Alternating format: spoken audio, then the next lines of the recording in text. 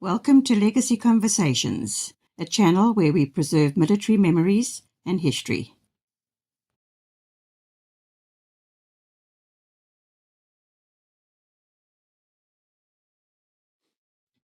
Hello, Internet. I'm excited today. I know there's a lot of you will laugh about that. But you know what? I'm actually excited because I'm speaking to a fellow who was actually promoting the South African Air Force, the SAAF as we call it, on the Internet before the SAAF had its own actual website, would you believe? And then about 2 weeks ago, one of the Patreons on Legacy said to me, he actually helped build that website. His name is Brett or something. I'm not too sure anymore. But anyway, and I thought to myself, yeah, I remember Force. I used to look at it quite a few times. Let me write a letter to Dean Wingrin and see if he would be willing to speak to us. Because, guys, if you want to educate yourself about the Air Force, you really need no further than just Force, this website we're talking about. So, Dean, very welcome here, man. I'm really grateful for you. I know you wrote a couple of books as well, and you've got the most understanding wife in the world. But you can explain that to us. And the one thing we have in common is that we do actually like aircraft. See, I'm even wearing my SAF with Elizabeth, and they're not paying me. I'm just wearing this here.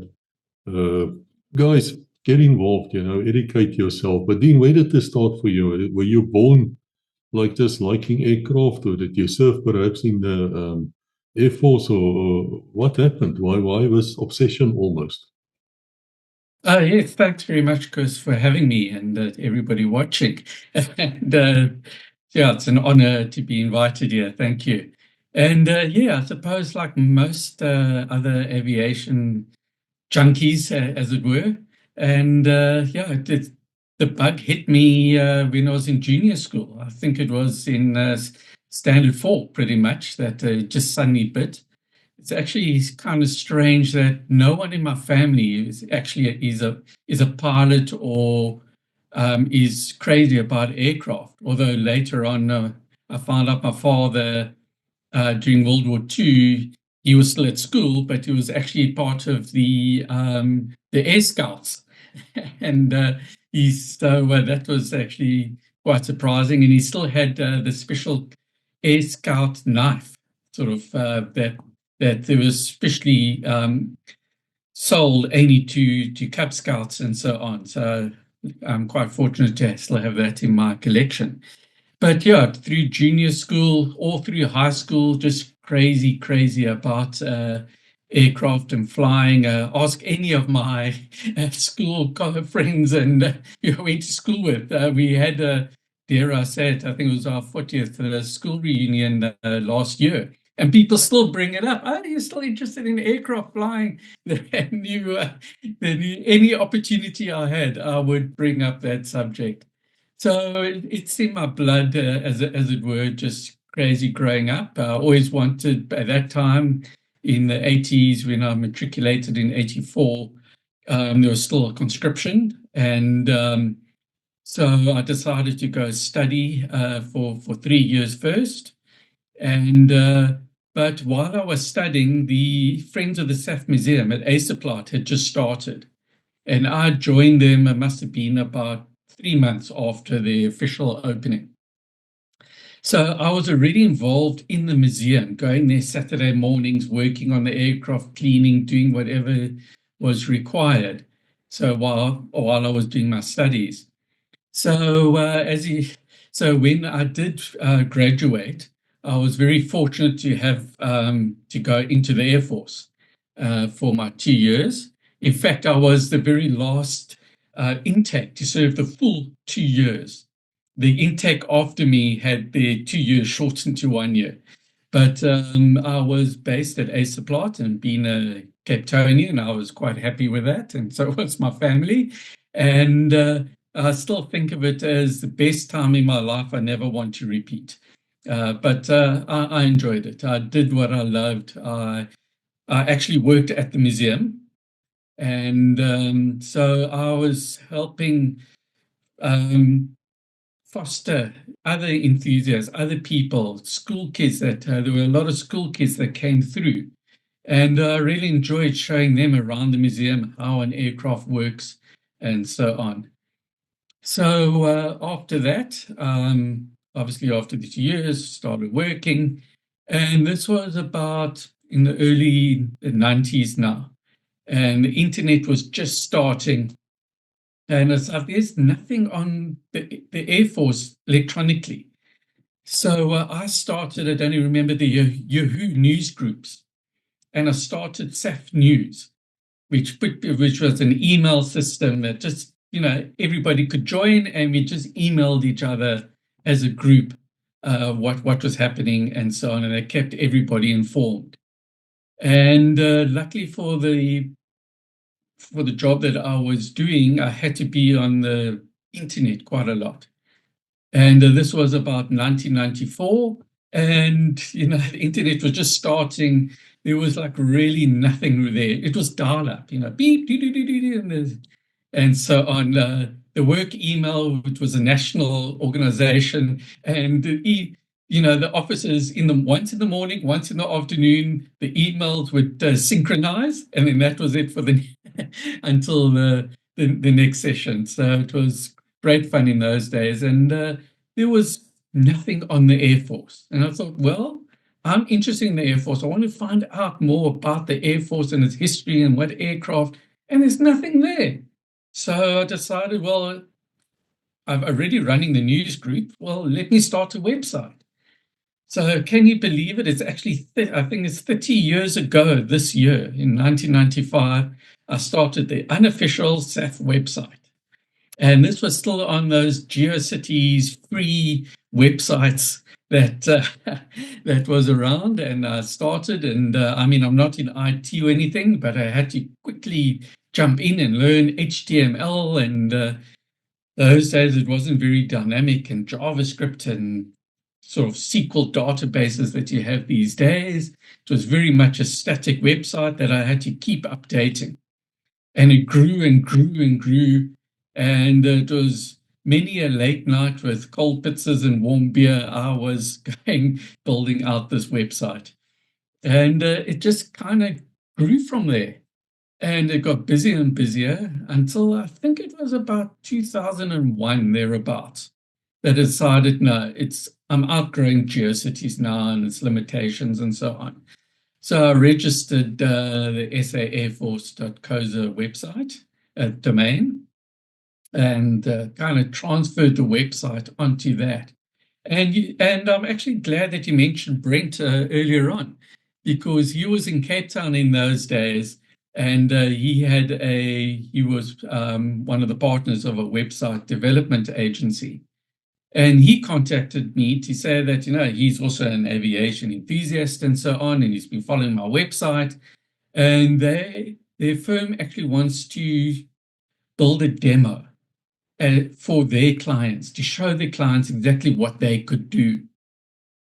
And I thought, great, go for it. Thank you very much. Awesome stuff. And so he developed it. And I think he didn't know what he was letting himself in for. And I don't think he realized just how big the website was and how interrelated the different sections were. But it took him, I think, a little bit longer than what he expected. But man, he built a great website for me, and I'm forever grateful to him for doing that for me.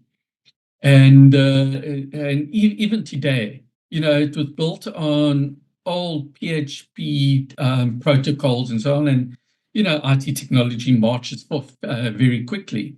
But it's even today, it is still something to be proud of. And this website, as I said, it was launched, and Saab of Gripen fame, I was very fortunate. They came to the party. They donated a nice big scale model. It was a big model plus a whole lot of other Gripen paraphernalia. There was like mice, for the computer, and mouse pads and pens and all torches and all sorts of stuff. So for the big launch, we had a competition. that you had to identify specific parts of an aircraft.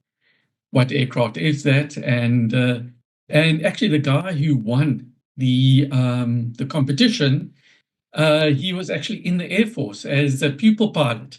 So that was actually great stuff. Anyway, so Brent, over the years, the part of the website does kind of fall over a bit, but Brent has actually come back to the party, and he subsequently emigrated to London, to the UK, and he's now come back to me to say, he's quite busy, he's got family and so on, he doesn't have as much time to do it, but he's now wanting to convert the website to at least the more modern protocols and foundation, that at least we can keep up with the latest technology and fix parts of those websites that kind of has to be manually put together. So I'm very grateful for Brent again for putting in his time for that. But over this time of doing, and just from my interest, I'm constantly getting emails from people saying that my grandfather served in the Air Force during World War II in the 50s in Korea. He never really spoke about what he was doing, but he subsequently passed on, and now we want to know, where did he serve? What did he do? How did they go about that? So apart from assisting them by giving the contact details of archives, and there's a couple of dedicated researchers, who assist families in getting the personnel records and so on, I decided maybe I should have a section of the website where people can give their stories. And it was just something that was there in the background kind of thing. Maybe once every 6 months, I could convince someone to do something. And but I'm also a member of SAAF, the SAAF Association, who, by the way, do fantastic stuff for the veterans and supporting them. So a little bit of a shout out to them. But I was at one of their monthly luncheons, and the guys chat and they talk about it. And there was one guy, Porky Rich, who was quite talkative, and I thought to myself, maybe this is an opportunity. So I got his details, and then I think a few days later, I phoned him. It was possibly a Wednesday or something like that. And I phoned him, and his son answered the phone. So I explained to the son, who am I, who I was, and this is what I want to do. He says, no, that's fine. When do I want to do it? So I said, well, when it's convenient for him. So he says, well, actually, he's leaving for Pretoria that weekend to come and live with the son. So I thought, oh, hell, let me quickly do this quickly. So I arranged for the next afternoon, and luckily for my work, I could shift it around. And I went to his house, and quickly went out to buy a dictaphone and went to his house and sat with Porky, who's fantastic because he served in as a navigator. I think it was during World War II. Sorry, he was a pilot during World War II. He was a navigator during the Berlin airlift on the DAX, as SAAF crew. He was a P-51 or F-51 Mustang pilot in Korea. He came back, he flew Venturas, and can you believe it, at the end of his career, he was ground license for the SAAF during the border war for a 3-month stint. So, man, what a career this guy's had. I've got to interview him. So, as I say, interviewed him that, I think it was a Thursday or something like that. He had he still had his photograph albums. I say, please, can I borrow it? I need to take pictures and so on. Generally, I don't like to borrow the guys' albums and logbooks, purely because I've heard some horror stories of guys lending them out and they never see it again. So these days, when I interview people, I take a camera or scanner with me. But he said, yeah, sure, I can take it. And thanks very much. Got some great stories from him. And I think it was 2 weeks later, his son emailed me to say, Porky had just passed away. And man, that really instilled a firecracker under my butt, because these guys are getting old now. They are, I mean, this was in the early 2000s, you know, that those veterans, they've got stories to tell. I don't want those stories to die with them. They need to be out there and told.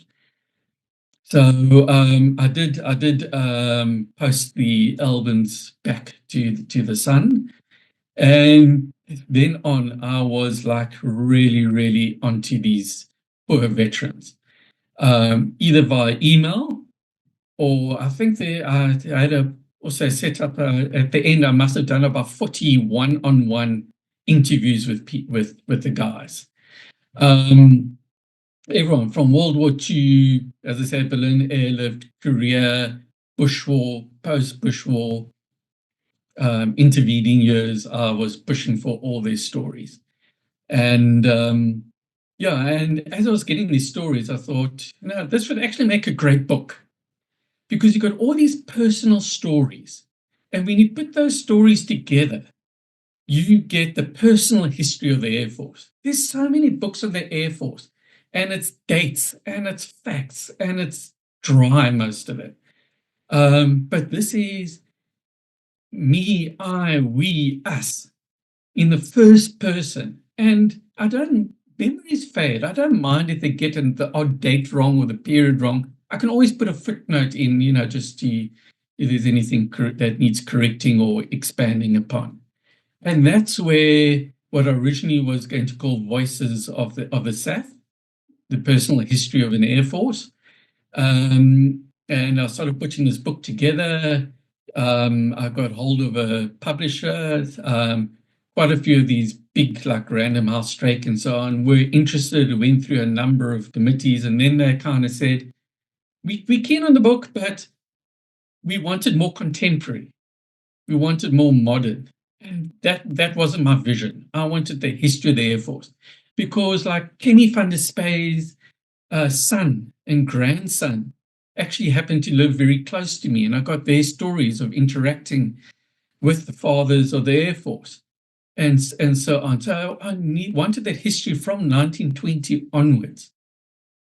And then Chris Cox of 30 Degrees South, he said, no, he's buying into this. This sounds like he wants to publish the book, and I'm grateful to Chris for supporting me on that.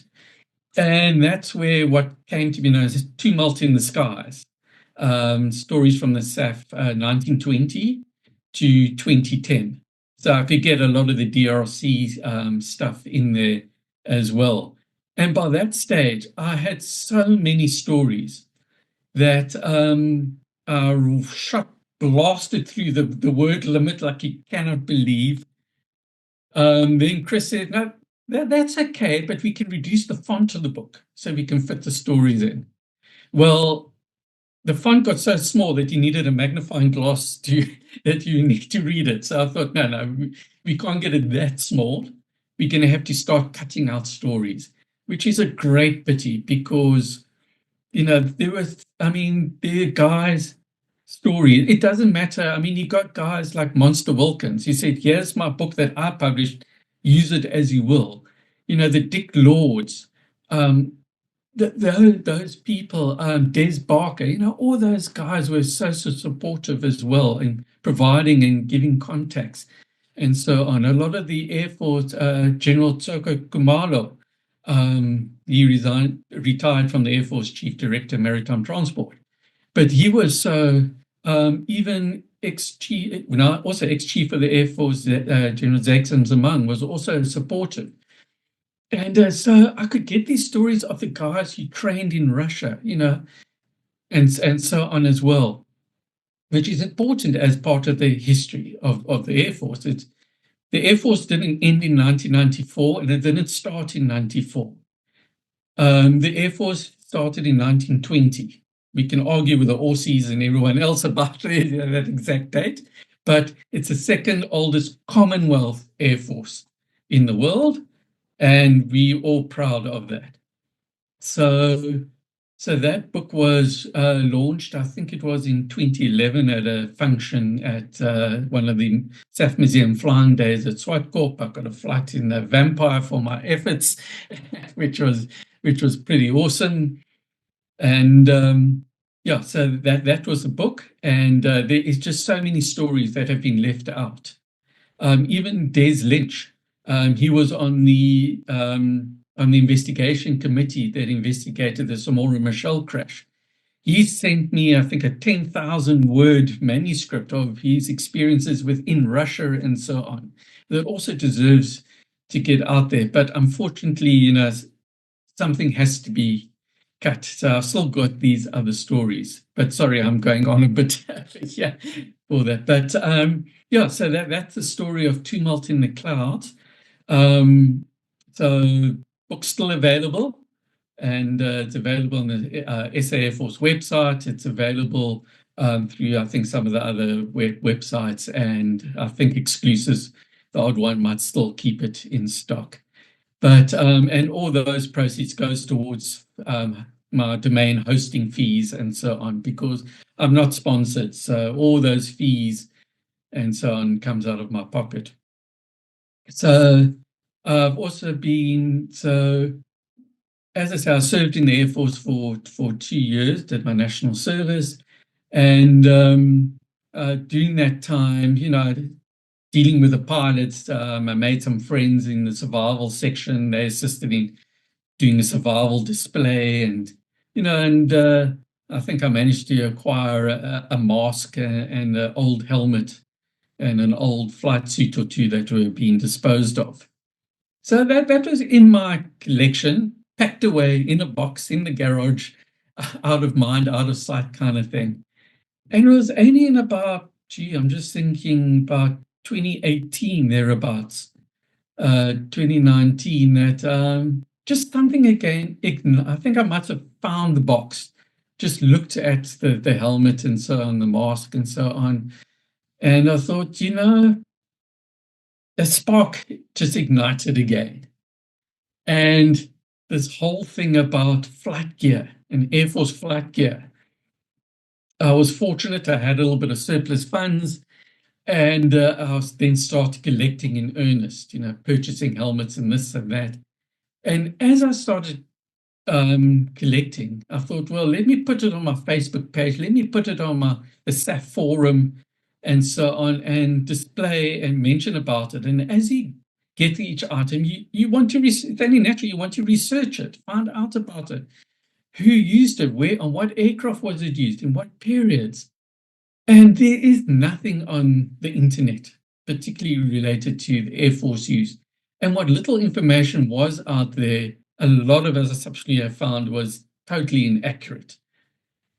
So I don't know what I've done, but that just, as I say, sparked this interest, and I was off on this path now of researching all SAAF flight gear since 1945. I kind of kept it there. I know a lot of guys collect World War II stuff, and up to 1945, the SAAF was pretty much, as a Dominion Air Force, Royal Air Force, equipped and supplied, both in aircraft and its flight gear. So there wasn't really a lot that was unknown, should I say. But subsequent to 45, there's this gaping hole. So and as I collected, I was contacted by people. So, either I've got this, wanting to buy it, or I've got this, particularly it's a family heirloom or from a close friend. I'm downscaling or for whatever reason, don't you want it? And I'm forever grateful for a lot of those people, a lot of them ex-Air Force, who have donated, when they've retired even from the Air Force recently, if a particular item wasn't on stores, it wasn't on their name, that it has to be handed back, I'd be most grateful for them to have handed that to me. And so my own collection has just grown now. You can see a few of the items behind me, just a couple of helmets. But in my collection in total, I think I've got almost 60 helmets. I've got masks. I've got survival jackets, survival vests, the flak jackets, gloves, boots, you name it, life jackets, flight suits, a lot of flight suits, G suits. And as I've been researching these, you suddenly say, but hang on, these have got, the actual item itself has got so much history of interest because of particular stuff that was developed in the mid-late 70s and early 80s, arising out of experiences in the border war. Embargoes were coming in. South Africa wanted to be a lot more self-reliant. They needed, and as technology moves on. And these, again, it's a story of South African ingenuity that needs to be told again. Things like people know about the pilot boot, and about the anti-tracking, those green anti-tracking boots. But how did that come about? What about that boot makes it anti-tracking and so on? That boot is still in use today. The survival jacket that the jet pilots wore, also, how did that come about and still in use today? The Kentron helmet-mounted sight helmet. I mean, that was South Africa, despite what was said when it was launched in the 80s. South Africa wasn't the first to put those into operational service, but they were certainly a leader in the technology that went into that helmet, that integrated the Kukri V3A, V3 missile onto the Mirage 3, and then later on onto the F1. That was still world-leading stuff that they did. And that technology, that root of that technology, you can trace into the Cobra helmet that was bought for the Gripen fighter and worn by the UK and other Europeans in the Eurofighter. That same technology lineage can be traced back to that time that the South Africans developed that tracking technology. So for my sins, here's another book that I can do. And that's exactly what I've done.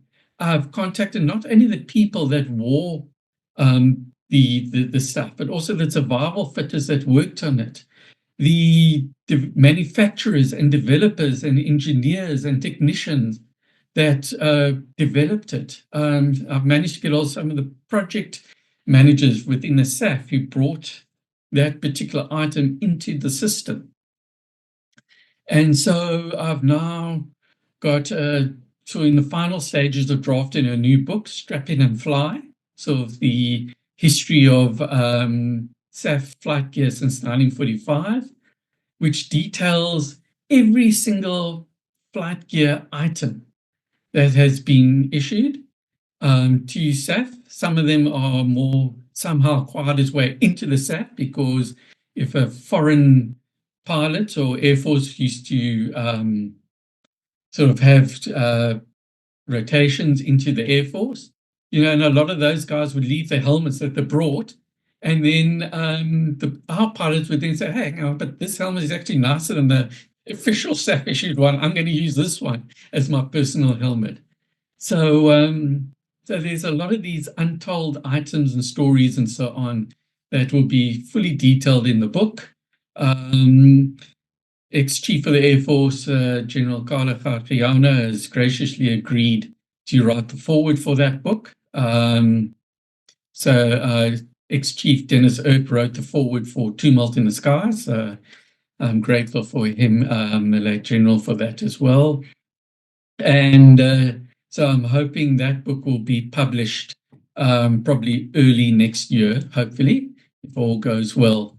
So I hate to think what the next next item is going to invade my brain and take me on a course that because it's there's just something about aviation and flying that just once it's in you, it takes in directions you never knew.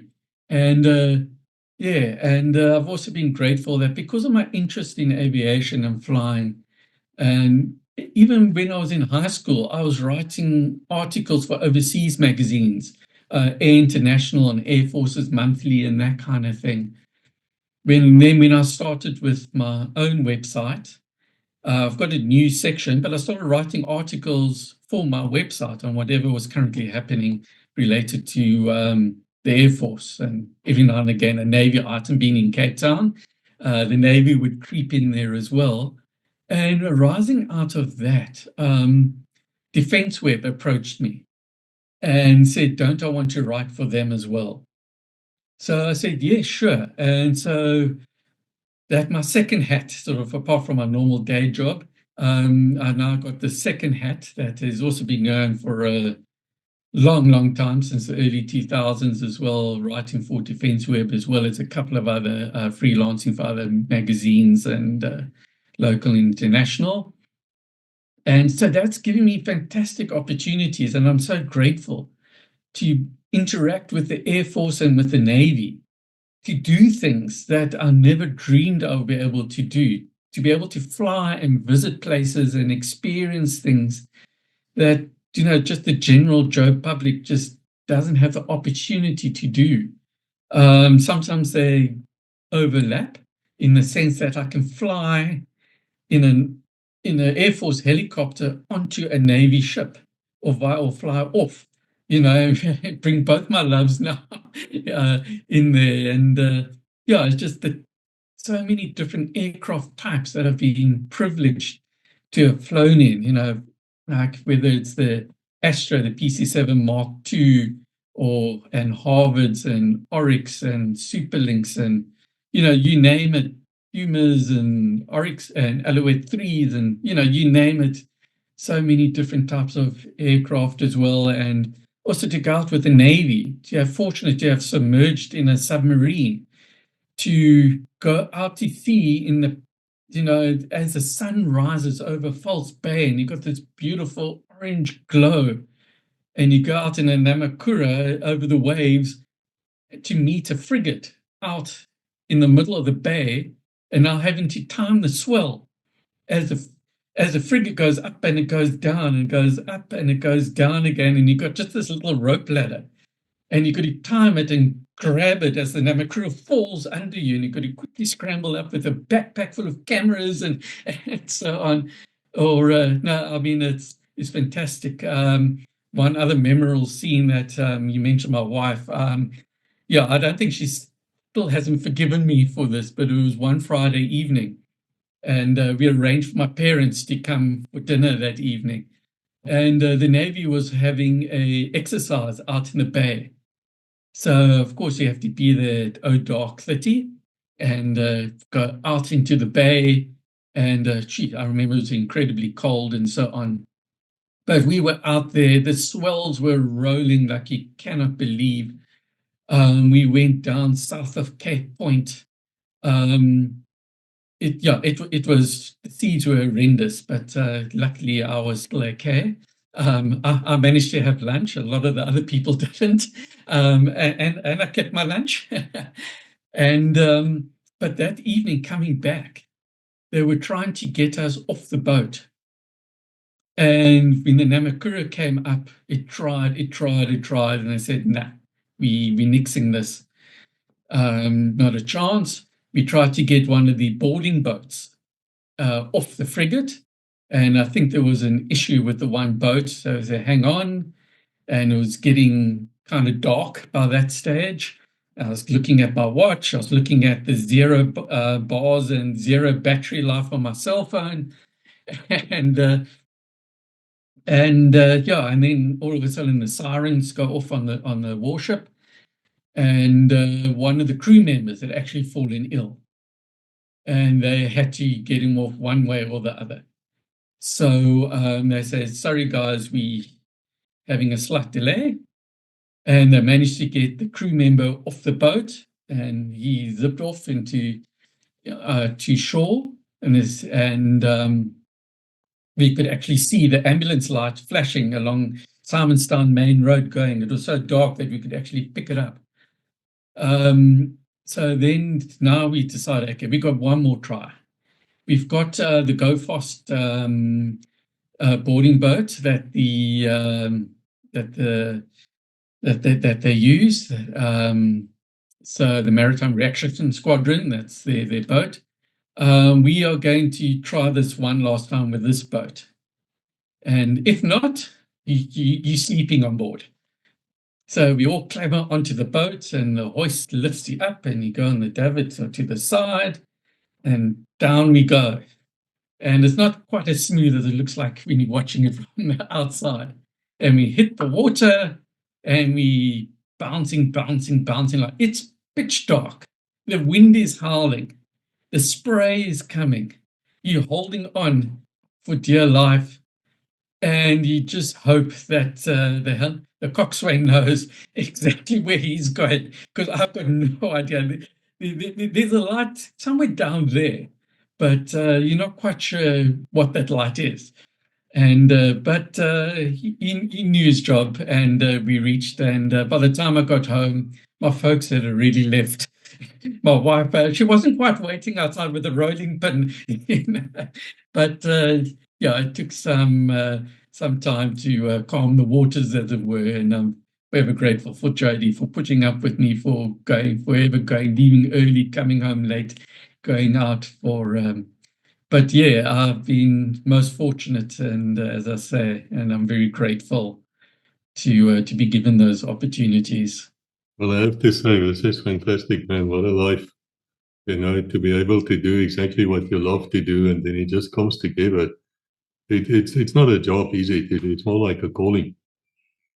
Exactly. You put it so right. A lot of the guys in the Defence Force, and when people approach me about, they're wanting to join the Defence Force, they want to join the Air Force, what's it like now, and so on. And I say, joining the Defence Force is not a job. It's not something that you're doing because you can't do anything else. It's got to be a passion. It's got to be something you're passionate about. Because when you're given something to do, when you've got a task or responsibility, you're not going to be given all the tools in order to carry out that job. You're going to have to use your ingenuity. You're going to have to work overtime. You're going to have to make a boer maak 'n plan kind of attitude in order to get the job done. Because it's you at squadrons in the unit. That's what makes the Defence Force work. Because it's not management and the generals and so on. It's you. It's you, the engine room. And unless you got that passion to do it, you're just going to let your fellow mates down. And so, yeah, and as I say with this as well, it's just a passion that I've got for the military, for aviation.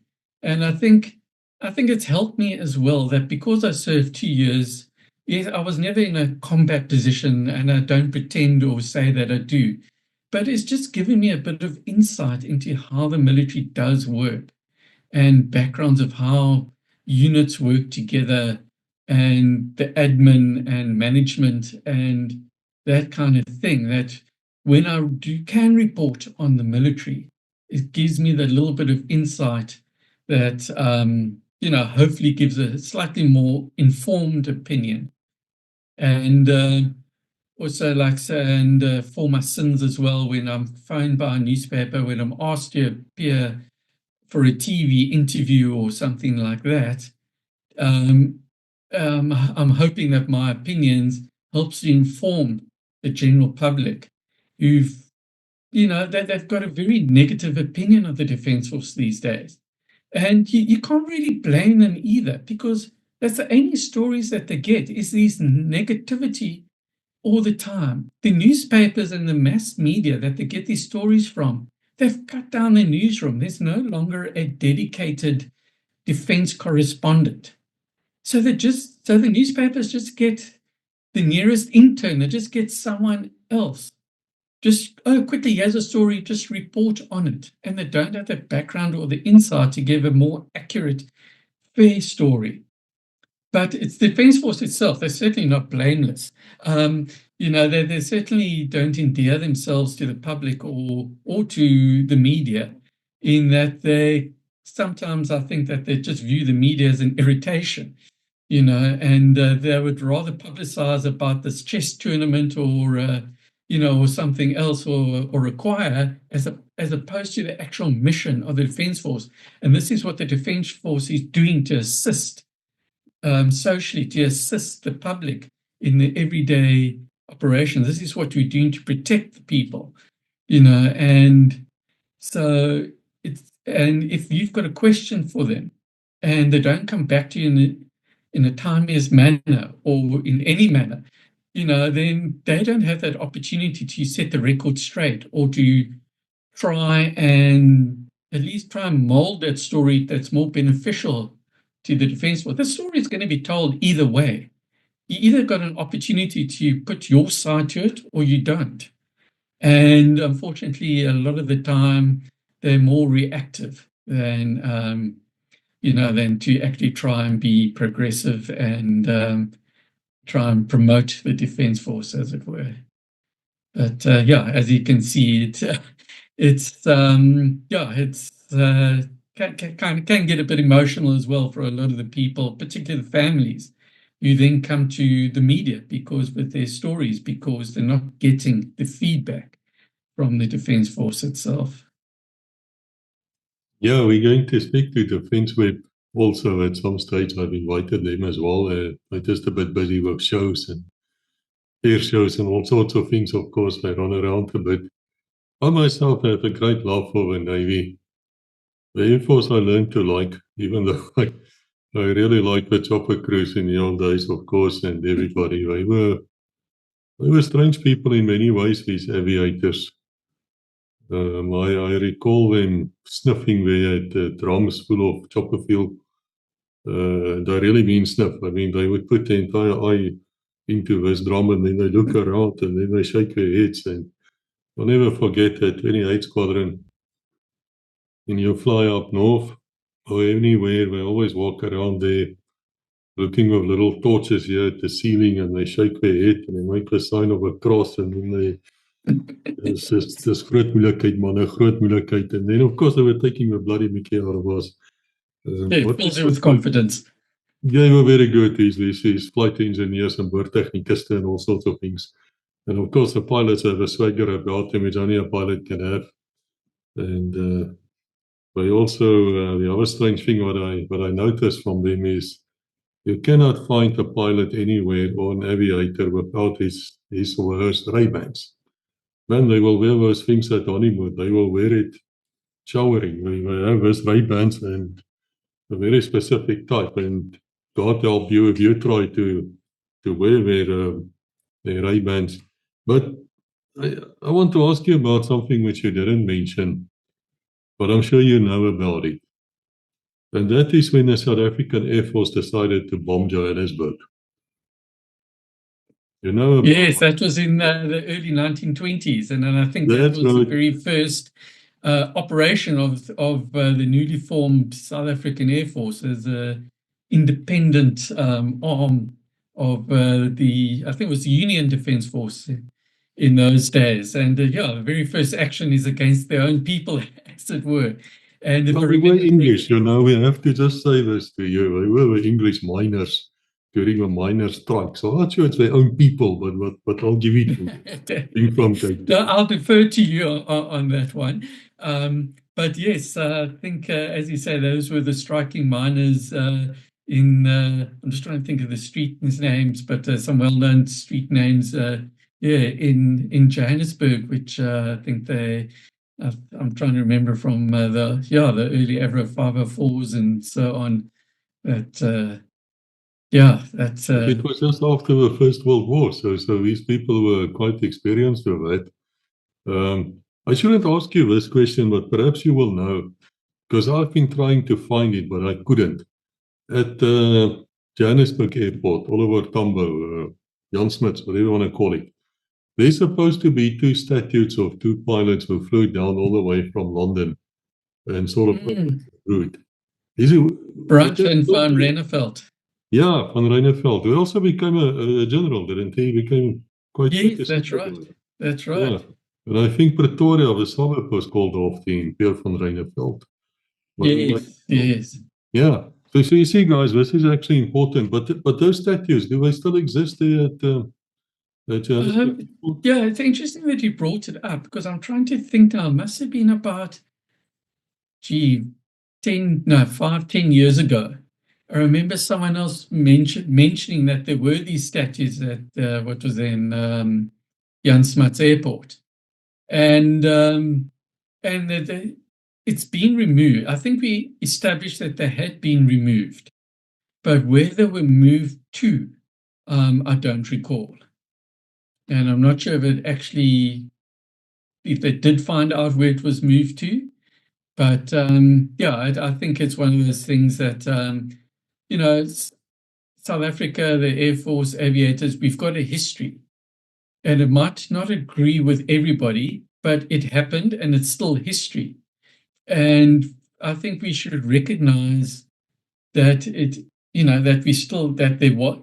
that we did have history. Things happened, and you've got to recognize it. And if you don't recognize it, you can't deny it. What has ever happened, you can acknowledge it. You don't have to agree with it, but I think it's still important to acknowledge that whatever happened happened. And if it was bad things that happened, you acknowledge it to prevent it from happening again. And if it was good things that happened, obviously you continue acknowledging and appreciating it. And if it was neutral, well, then that's still good.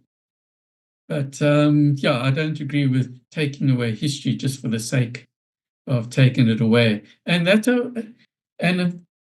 going back to what I mentioned about the Defence Force, the Air Force, not starting in 94 and not finishing in 94. And I think that's quite important to understand that during the negotiations for the new democracy in the early 1990s, I can't remember the exact terminology offhand, but there were various committees formed relating to the Defence Force and the structure of the Defence Force and what was going to become of the Defence Force. And while it was acknowledged and agreed that the South African Defence Force wouldn't continue into the South African National Defence Force, it would be a new structure incorporating new entities, both statutory and non-statutory. It was specifically minuted there that the South African Air Force would continue as a single entity. It's not a new entity like the SANDF. It's the continuation of an entity that was officially acknowledged as formed in 1st of February 1920, and it's carrying on. And for SAAF 90, that was a perfectly example of the acknowledgement of that, of the SAAF having that history back to 1920. And that was in 2020, long after 1994, it's acknowledged. In 2020, for SAAF 100, the centenary of the Air Force, all of a sudden, I think politicians got in the way and had to have their say. And I don't particularly agree with it, not because of politics, but because of being sort of ex-Air Force. My heart still lies with the current Air Force. The current Air Force has a history back to 1920. And I believe there were some very senior people in the Air Force who agreed with that viewpoint that the Air Force is 100 years old. And plans were very advanced to celebrate that fact. And then at the last minute, whatever happened. But I see now, recently, there's still been acknowledgement now that the Air Force is from 1920. And yeah, it's just a pity that politics interferes with the military. And I've always been very proud of the fact that the South African Defence Force, South African National Defence Force, both of them, there were very clear civil military guidelines and a divide between that. It got very close at times in the 1980s and so on, but it never quite got there. Ex-generals became ministers of defense, but there wasn't. But the Defence Force itself still fell under a civilian leadership. And when those ex-generals became Minister of Defense, they were there as civilians, not as leaders of the Defence Force. And that, I think, is still true today. And I think is something South Africa can be still proud of, that although can be a slight blurring of the civil-military line, there is still that sharp line even today. And it's something that should be protected at all costs, because we've seen it in other countries and so on, what happens when that line gets crossed. And yeah, it's something that we should be guarding against very jealously and very proactively, and to keep an eye on that. Yeah, the third brigade, as I call them, the politicians, they float in what they speak. That's why I call them the third brigade. They smelly too, by the way. I know quite a bit about them. I worked with them as an attorney. They create havoc, they create nonsense. And at the end of the day, it's a guy who is at our level who has to try and pick up that nonsense. So I have deep sympathy with the new Defence Force. It's not that new anymore, is it? But I have deep sympathy. And if you look at their weapons, I mean, they actually have excellent weapon platforms. I mean, the frigates are so much better than what these missile strike craft were. The Grippens and whatever else they have now is so much better than what they had before. Yes, I know you people are going to say to me, yeah, but they don't fly and they don't sail. Well, some of them fly and some of them do sail. And I travel around on the bases quite a bit when I'm in South Africa, and I've seen really good things. I've seen fit-looking young men and women. I've seen military correctness, by which I mean they would salute. There were none of the sloppiness I've seen up north in our armies. I had no fear ever that somebody's going to, shoot somebody there, like happens at the US all the time. I think we should give him a fair chance. I mean, it is to me, this radical group is going to work itself out in some stage. By age, they're going to die. And the new caliber of young officers coming through who had nothing to do with the past, coming through the academy and other places, they don't really care about the past either. They totally, for them it's about the army and the army alone, or the Air Force. They are really excited to be there. For them it's a calling. And I think those times are going to come, and we have to educate people. And guys, that's why I've invited Dean here. Before you start something, when you see a little picture, I know people like doing that to me. They send me there's like TikTok. I'm not on TikTok. I'm older than 20, But a lot of people send me this TikTok crap, and then you will have somebody like, okay, they walked out and here, guy's sleeping and his back is open and he's snoring away. Yeah, you see, what is that? Stop that nonsense. It's one guy. And you can't tell me that you don't know of anybody who ever slept in the old days. I recall when I went to the School of Armor Museum, and the major in charge there said to me, because I want to show you something. And he showed me 2 young Bibles. They were fixed full of papers. And I was, what else is this now? He said, no, this is where people in the old army actually overturned the rattle, overturned the buffalo, overturned the Olifant tank. These things happen in an army. It happens in a defense force. And just last week, I was recording General Koos Liebenberg, and we were talking about Battle Group Juliet, or Combat Group Juliet. That is where they first used the rattles. And as it happened is, for the mesh got captured. And so they deployed the rottles to see if they can capture him back. And within 20 miles, those rottles were all standing. They were had design problems with them, which was sorted out. And after that, we talked about 6-3 mechanized battalion group, who played a major role in the 9-day war with 8-side. And we started talking about these things. And I said to him, well, General, do you know there's an army out there which has more horses than tanks? And there's a navy out there with more ships or more admirals than actual warships. And then there's an air force who, because of Restel and Oxy, affirmative action, don't have pilots anymore. And he said, yes, he knows. Yeah, I'm talking about the British Army. I'm talking about the Royal Air Force. I'm talking about the Royal Navy. And then he started mentioning a whole bunch of other places where they have the same problem. What I'm trying to say to you is, let us not judge too harshly on what's happening right now in South Africa. I'm quite sure that it will be sorted out. How's your feeling with that? I mean, you're also in contact with the Navy. It is magnificent. I mean, if you approach a Navy vessel like a frigate and you're on a little small motorboat, basically, that thing is huge. It looks like, it's huge.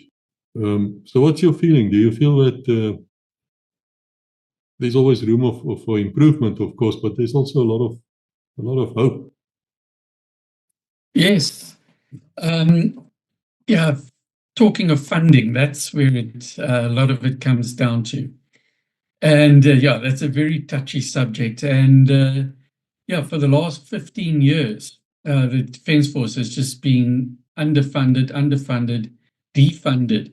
And the budget has been going down in real terms. If you take inflation into account, the budget is really, it's far less than in purchasing power than year on year. And that is just civilian inflation rate. Last year it was 4.4%. When you look at our just current budget that has been increased, yes, it's been increased. It was increased by 0.75%. You take 4.4 civilian inflation rate into account and look where the budget really went in purchasing power.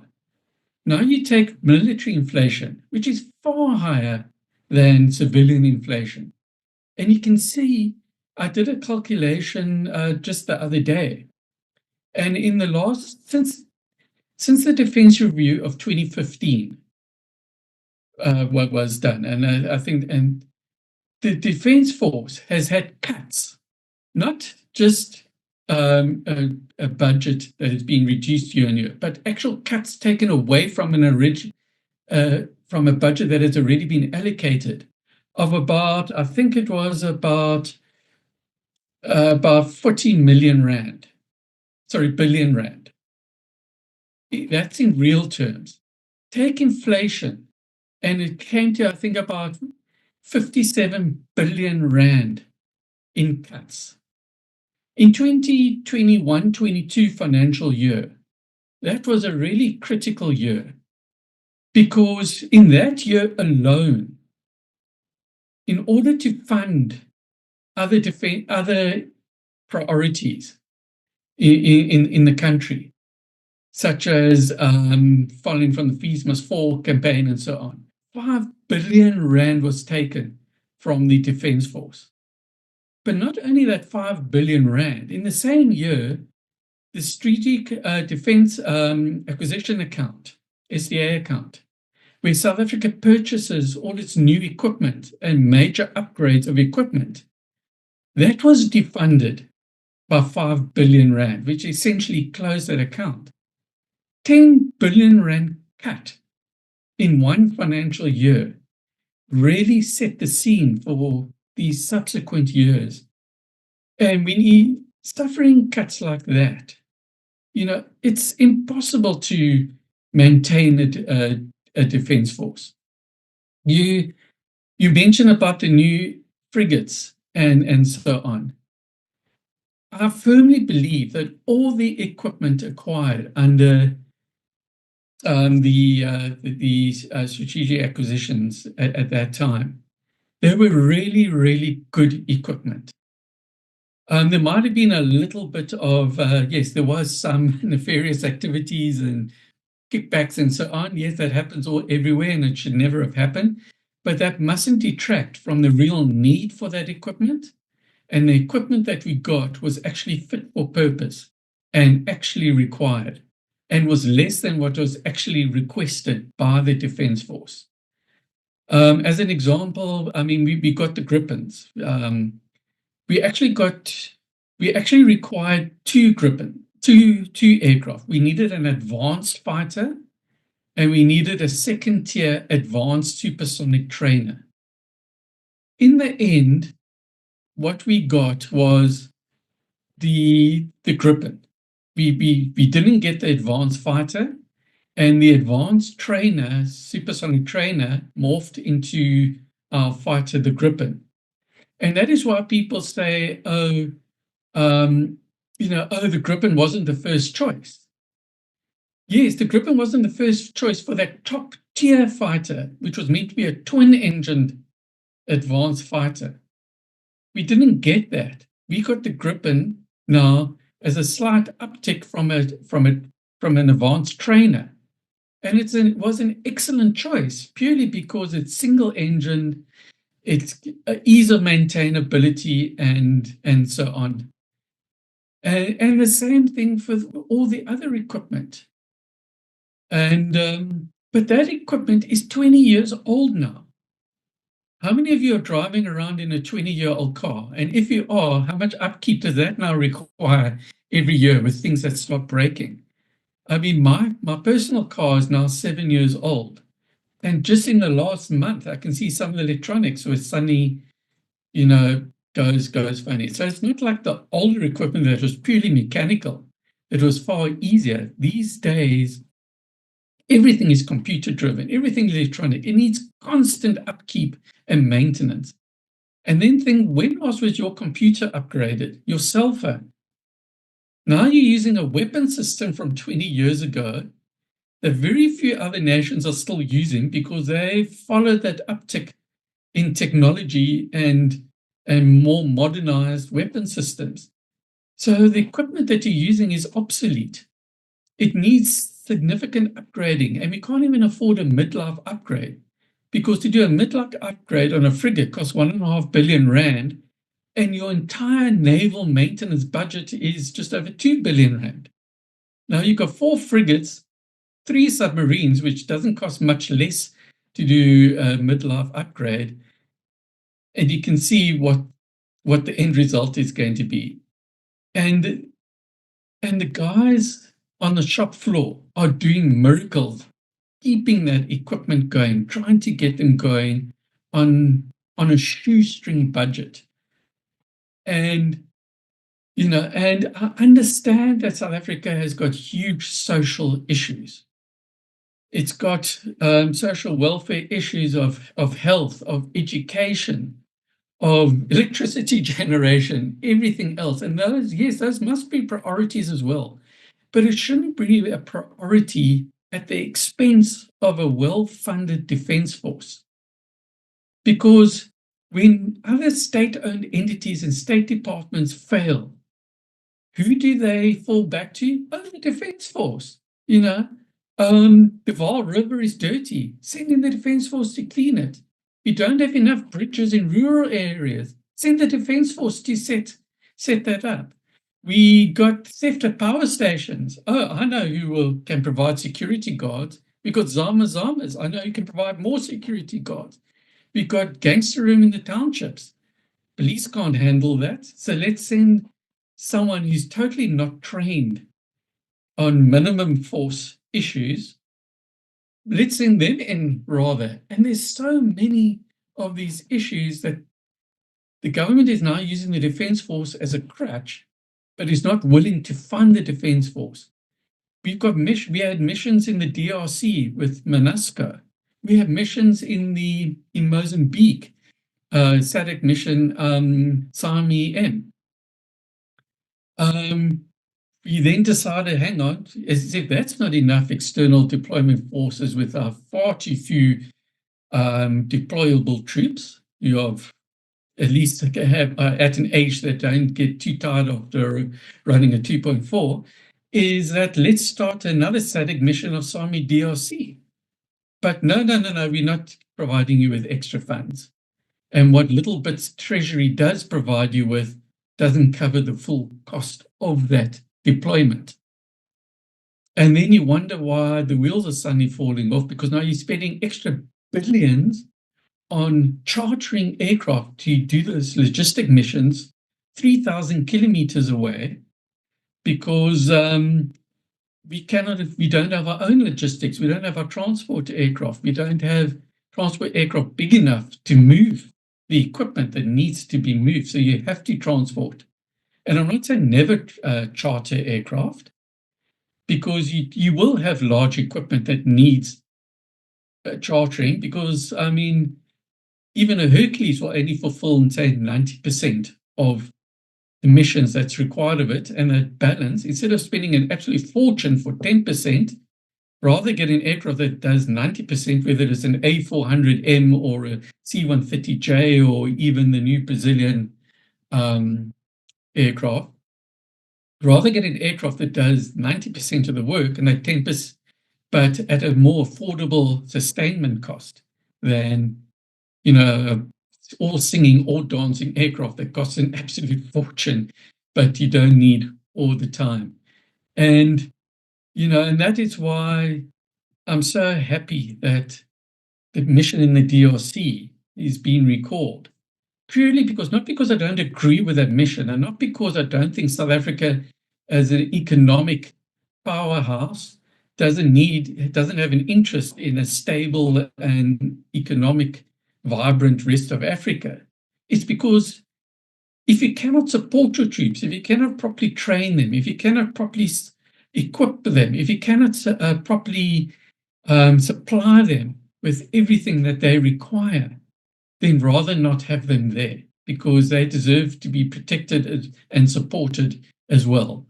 Rather bring them back and deploy them on our borders, where we've got ISIS in northern Mozambique, in Cabo Delgado, which poses a far greater threat to South Africa and South African citizens, and anti-piracy missions and so on. And yes, you can say there's no pirates in the Mozambican Channel, but that's only because we've got Operation Copper there. It's not quite as active in recent years as it should be, but we do have a presence, and they have been called into action a couple of times.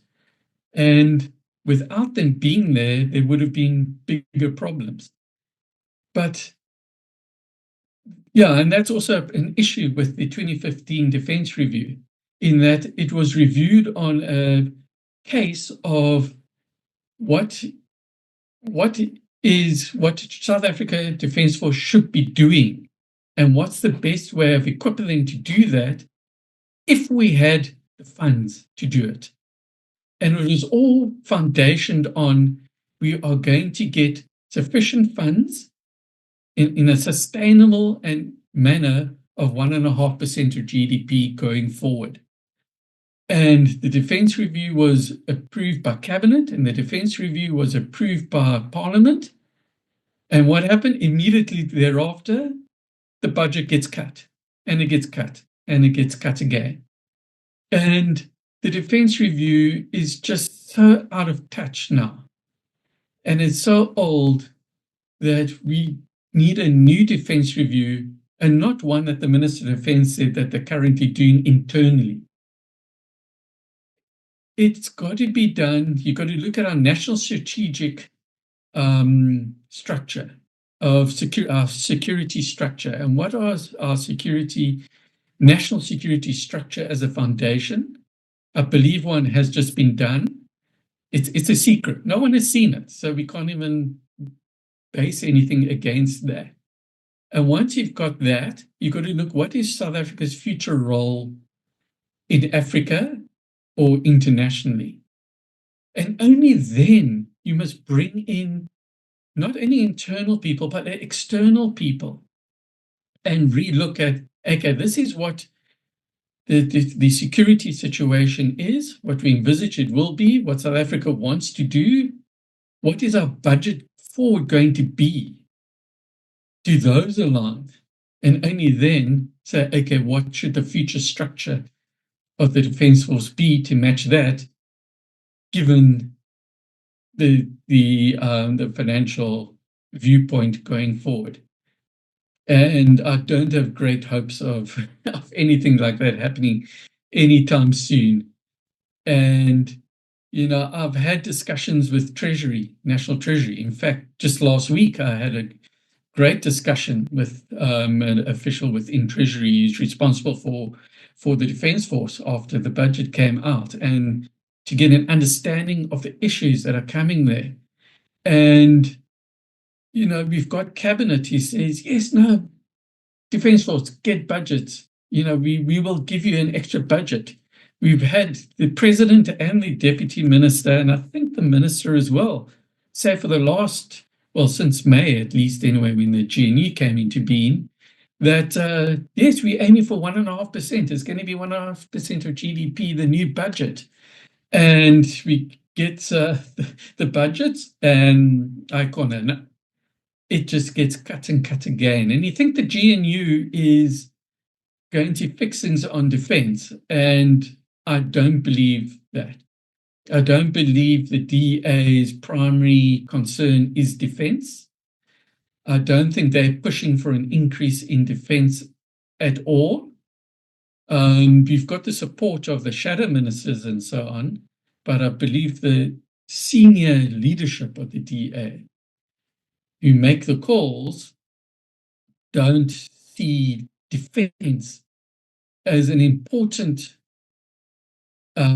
structure, as in order to get to tell the public, this is what we're doing in the GNU. We're fighting for this, because a well-funded defense force not only improves your defense, but it's got all those knock-on effects. Look at our defense industry. Look at Denel. Look at all the other private defense companies and how they're struggling and have to rely on international sales because the Defence Force doesn't have the funds to upgrade and to get the new equipment. That South Africa's got some world-leading equipment and systems and IT systems and combat management systems and so on that is so desperately required. Yet, if your local Defence Force doesn't buy a system, what comfort does that give to a foreign buyer to buy that system? But that takes years. You fund a Defence Force now, it takes years and years for that money to flow into new equipment, for that new equipment to flow to, for those companies to go downstream for greater employment and so on. So you don't see that immediate benefit of increasing defense funding. And I think as a political parties, they want to see immediate, because the next election is coming up. And you need to show now what you're doing and what you fought for and so on. And if you can't show an immediate benefit, then that spending line item priority drops, and and then we know what happens. We've seen what happens. It's and I've always said the best time to have funded the Defence Force was in 2015. The next best time to fund the Defence Force is now.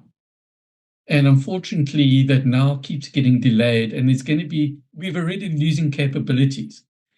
And by the time you do see any meaningful increase, is that money is going to be lost. I mean, people say, oh, we should give them that 1.5% increase of GDP increase now. And I'm saying, no, that's a waste. If you suddenly get all the money suddenly just flowing in, it's going to disappear and you won't see it. You've got to give it gradually. defense spending now is about, I'm just trying to think, I think it's 0.86% of GDP. I would like to see it rise to, say, 1% for the next, say, 2 years. So you can have targeted interventions where it's really needed most. Because it's like a lottery winner. They get so many hundreds of millions of rand and they just spend it on rubbish, really, as it were. And I get so many of these guys, you've got hundreds of millions of rands. In 5 years' time, they're back to where they were before they got the winnings, because they've just blown it on things that are not sustainable and rubbish and so on. So I firmly believe give an increase, but smaller increases now, say 1% for 2 years. Then after that, increase it to, say, 1.2% for the next, say, 3 years. And then maybe go to 1.5% and see how that goes. But at the moment, there are just so many priorities that you're running around like a headless chicken trying to see where best to allocate this money. We all look at this headline, bottom line of the defense budget. And yes, Treasury does give ring-fence funding. They gave, I think it was a year ago, they gave a ring-fence funding to upgrade the Hercules fleet and the frigates and so on. But it's not enough to do all of them and so on. But at least there is that. This year's budget, there's another amount of 5 billion rand that has been allocated if the Defence Force buys into the early retirement scheme that is government-wide. And the head of Treasury has said, yes, his Defence Force is one of the biggest employers of warm bodies, and that's a priority for them to reduce employment and the cost of employment. But I mean, really, the Defence Force runs on warm bodies. What are you going to do without your personnel, your infantry that you deploy on missions and all these other smaller internal ops that I mentioned? You can have the fanciest aircraft and tanks and whatever and ships, but if there's nobody to operate them and to maintain them, and that comes back to the topic of where I said that it's the people on the floor. So you've got 3 tiers, I see, of personnel in the Defence Force. You've got the new intakes and the young people, the very senior ranks. They're coming via the MSDS and so on, that is often cut. And then you don't have the promotions and that. Then for the next decade, you see those gaps flowing through the Defence Force. So you've got those. You've got the middle ranking.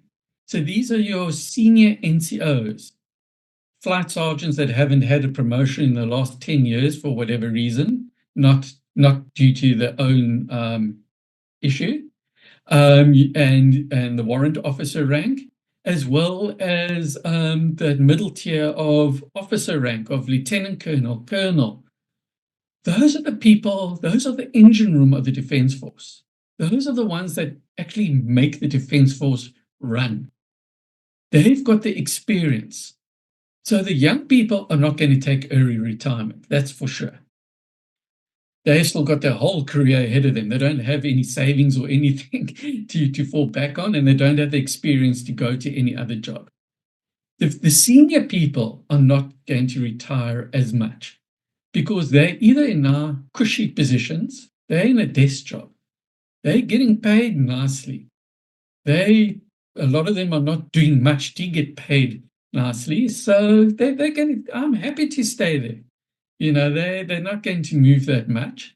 Obviously there will still be a few that will, because your pension and everything else will be paid up to your retirement age, they will take a few years maybe. But it's that middle group that is young, so they've got the experience, but they've got the time to change careers and still progress in that career, whether it's still in the military, in some other capacity, either for a private industry in South Africa or or overseas or entirely different industry, they've got ages on their side. They've got a little bit of savings. They will get paid out. And those are the exact people that you don't want to lose, will be the ones who will take up the voluntary retrenchment, that package. And the cycle just repeats itself, as it were. So that's the issue I've got with Treasury forcing the Defence Force, because that 5 billion that they allocated to the early retirement package, yes, the Defence Force will have some savings because your headcount is going lower. And if you look at the Defence Force had the same package last year, and if you look at the headcount from last year and the headcount this year, taking normal attrition and new entries into account, they've only reduced about just over 1,000 headcount. I mean, that doesn't make much of a difference if in the bigger scheme of things. And, and this is an argument I've had with Treasury regarding that, and that's another point. Sorry, I'm going on here about this, but that's another point which I've actually mentioned to Treasury. I've mentioned it to senior officers in the Command Council and so on, and they haven't been able to refute me. And that is this, and I must just get my wording. But in a Defence Force is not like any other government department or private sector. In a normal private sector, you got people who go to university or they've matriculated. They enter that department. They get trained or whatever they do. They work their life in that department. At retirement age, they retire, and cheers, that's it. Enjoy your retirement. We don't see you again. The Defence Force is nothing like that, because you get untrained people in. You train them, you spend millions of rands training and skilling them in skills you can't get anywhere else. And it's skills you can't buy. It's skills you can't just be given. You have to do the hard work. You have to spend the time there. Because, as I say, experience is what you have just after you need it. So those are the people in the Defence Force. And then even those that retire, they're not forgotten. A lot of them then go onto the Reserve Force, which has its own issues and so on. So when someone retires with a specific skills, those skills are gone, and they're gone forever. Because a normal State Department says, oh, we need a financial skill, we need a engineering skill. We just go out into the public sector, we go on, we advertise on LinkedIn, we advertise on JobFind or whatever, and you get 1,000 applications of qualified people, and then you choose one, and there they're in the job and off they go. You're not exactly going to advertise, in the daily newspapers for a pilot with over, with over 1,000 hours of single jet experience, with 500 hours on NVGs, with tactics on BVR tactics and this and that. He's a South African citizen. We're not going to find someone with experience in counter mortar fire or whatever the position is. And a lot of those people, you do have that experience, are the ones you've just retrenched. So now you've paying them a pension, and now you're paying them again to come back. Where's the savings in that? So I really believe that cabinet, politicians, those senior people in National Treasury don't have an understanding of defense. They're very quick to call them when everything else falls apart. But they don't understand that those skills and those capabilities aren't parked in a garage somewhere to be called upon when required. It needs constant maintenance. You need constant training. It needs constant upgrades, because having a battery of G5 cannon that you've only upgraded 6 of them, is ridiculous. We've seen wars overseas now. That we've seen wars in Ukraine, we've seen wars in Gaza, we've seen wars in Somalia. These are all current wars, and every single one of them, the people involved have gone into the war equipped, or vast majority equipped and fighting for the last war. Suddenly to find that war has changed dramatically since then. And, everybody gives the idea of drones. South Africa is woefully short of drone technology and capabilities and anti-drone issues, even though it's an issue in the DRC and it was an issue in Mozambique, where we have a direct interest. There's so much else. We are woefully falling back on just social media and countering propaganda. Rwanda, they are masters of it. They are on Twitter, let's call it Twitter. They're on TikTok. I'm not on TikTok myself, but on TikTok, on Telegram, on Facebook, on all social media. And they're putting narratives out there that without a counter from the Defense Force, our public, that's all they see, that's what they believe. And that's where a lot of the negativity about our Defense Force comes from. It's not just win-wees and so on.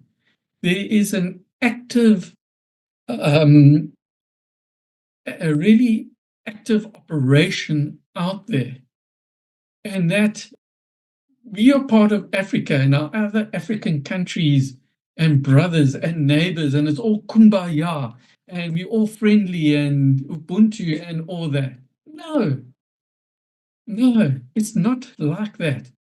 Each country, despite what the AU and everybody says, each country is looking after their own interests. And those interests don't necessarily align with South Africa's interests. And we've seen that particularly with Rwanda at the moment.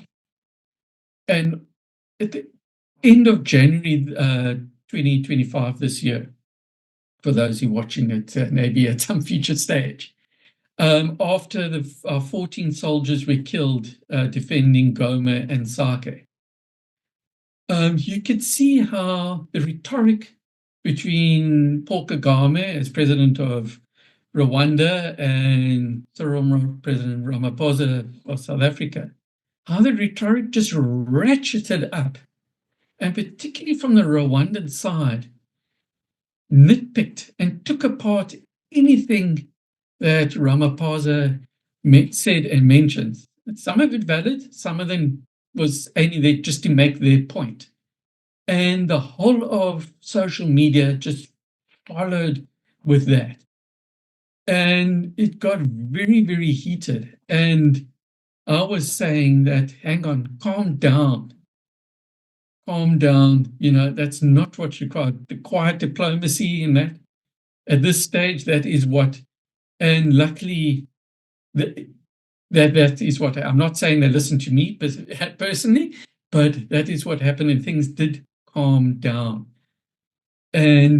But it's still a strenuous situation. Our troops in Goma, in Sake, they're still surrounded.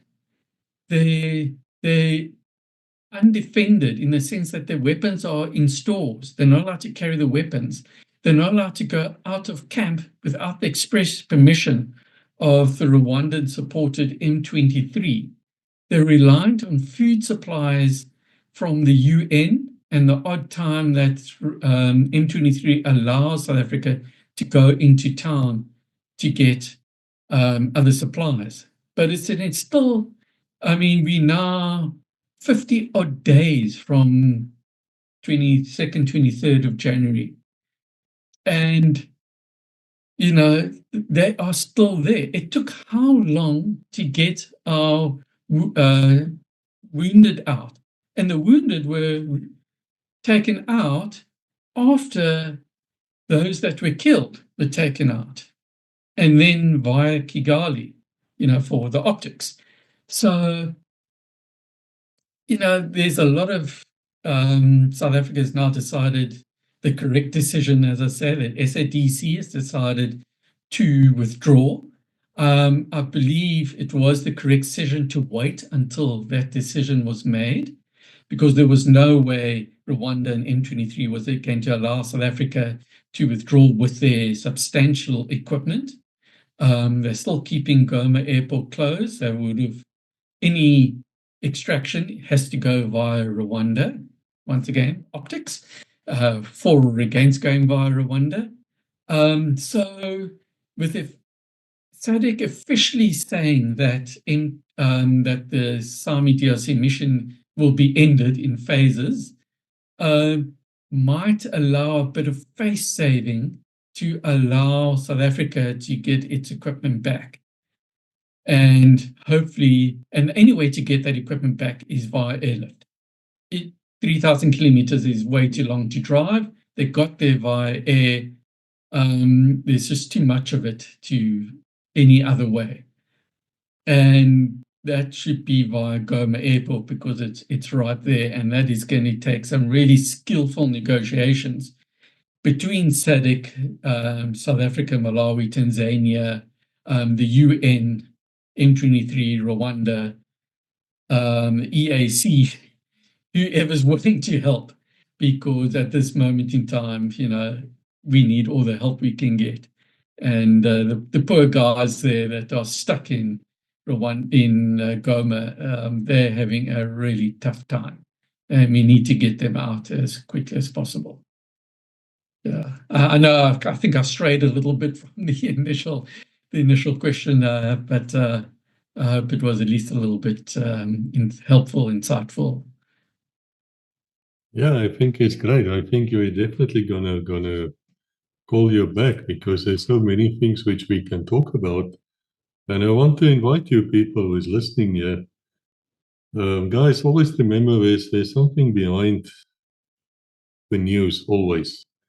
So once we can get access to people like Dean, and we can get the story behind the story, then we can, educate ourselves, and we can know what we think about it, and what the news are saying about it. And you'll find out it's a totally different story.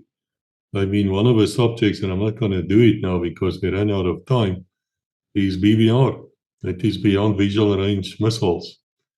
And I spoke to an Israeli officer, a fighter ace, not on legacy. I know the man from a previous life.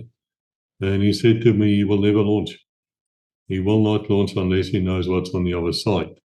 And to do that, you need good command and control, and these computer systems and airborne radars and all sorts of things that you exactly know what you're launching at.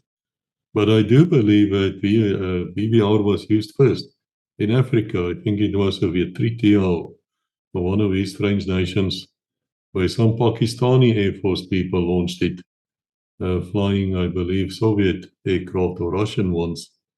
And then we know that I think the Indian Air Force the other day, a year or three ago, downed F-16 of a Pakistani Air Force with what I think was BVR. So that's going to be these things, and it's fascinating. I think all of you would like to know more. And we also always, when you speak about South Africa these days, remember BRICS. Remember BRICS. South Africa is not a NATO-orientated country, which is a subject on its own, and I think we're going to talk about it regularly. I just want to leave you with a bit of a history story, because, as you know, history always repeats. And this reminds me, and I'll bring it together for you now. In 1945, after Europe was defeated, victory in Europe, VE Day was done, the admirals of the Royal Navy decided they need to send assistance to the US Navy fighting Japan. And Churchill was against it. Now, I don't like Churchill. I think he's an arch liar. And I wrote in many, many books about his war crimes, shooting at Red Cross aircraft. I think just today there's an episode out on that. But there are many, many other war crimes. It's in my books. I just don't like them. I think he's not what people think he is. Of course, a lot of you will disagree. That's fine. But he was against it. And it's the same as at Gallipoli. He actually had good ideas. And this is the second good idea he had in his life. Because he felt that the US Navy does not need any assistance. They're so big, they're so powerful in those days, not today, and Mickey Mouse today, that they're just going to make an ass of themselves. But the admirals were adamant, and so they sent, I think, 5 battleships and 3 aircraft carriers. And they arrived there and had basically almost nothing to do because, again, the US Navy in about 3 years built something like 120 aircraft carriers. Now, they can't do that again. There's only one country in the world who can do that, and that's called China. But we can talk about that as well. So my fear is when the 3rd Brigade, the politician, starts deploying the South African troops on these peace operations, and we're going to make episodes on peace operations as well. I've got the people together. It's a matter of time. Just be patient. And then you'll understand it's a totally different outlook than an outright war. And like everything in life, logistics, logistics, logistics, and logistics. There are damn well reasons why Montgomery did not attack until his logistics were in place. There are fantastic reasons why Rommel lost at El Alamein. Got to do with logistics. And you can talk about the Battle of the Bulge as well, where Eisenhower later in his book, Crusade in Europe, that's not the name which will go through today, would it? Crusade in Europe. Where he said he was never really worried about it because he knew the Germans didn't have the logistics to go further. They had to run out of steam at some stage. The problem I have is when you send these young men and women out, that the enemy will lose their fear of South African military. Because at one stage it was an awesome machine, and it's still an awesome machine in a different way.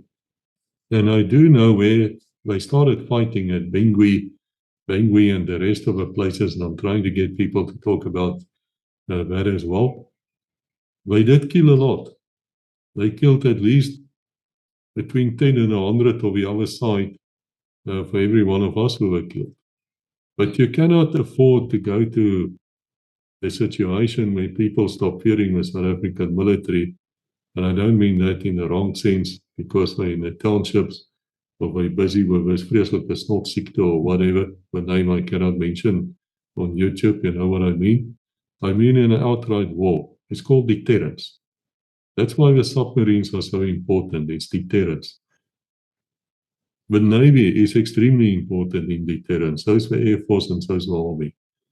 And my fear is that if we lose our deterrence, through the BRICS nations, the Chinese will move in because they cannot afford to have Cape Town and the Cape of Good Hope and that area fall into the NATO sphere if a war should break out. And there's a very good chance that it's going to happen. And that's the type of thing we need to discuss in the future as well. Dean, are you up to it? Would you want to? Then there you go, guys. We've got the expert here and we'll team up with Defense Web. And if you are sitting there and you think you can join the conversations, guys, come.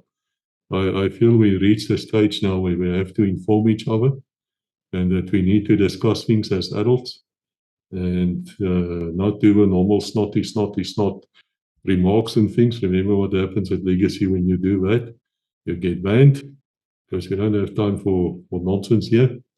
But Dean, thank you so much, man. I thought we were going to talk about 20 minutes about one of your books and your website. We ended up almost 2 hours later. It felt like 10 minutes, which shows it was fantastic. So go to his website, guys. I'll put the links in for you. Educate yourself. get hold of his book and the new book as well. It's really worth your while to do that and support the people in uniform. They're still your people at the end of the day. It's your people, it's your army, it's your defense force. It doesn't matter who's the idiot in control there sitting at Tuinhuis or wherever they sit these days. They probably change the names of that as well. That doesn't matter. At the end of the day, there's nothing really different between a guy going through basics today and what you've gone through 30, 40 years ago. It's the same DNA, man. It's the same people. So until we meet again, God bless. Thank you for watching. Please like, subscribe, and ring the bell to receive notifications. Edited by Fossey. If you'd like to see what he gets up to in his spare time, do please visit his own little YouTube channel, Fossey at Treasure and Treats. Links included below. Your support would be highly appreciated. Help me grow my little channel. Thank you. Dankie. Inkos kakulu. Bye.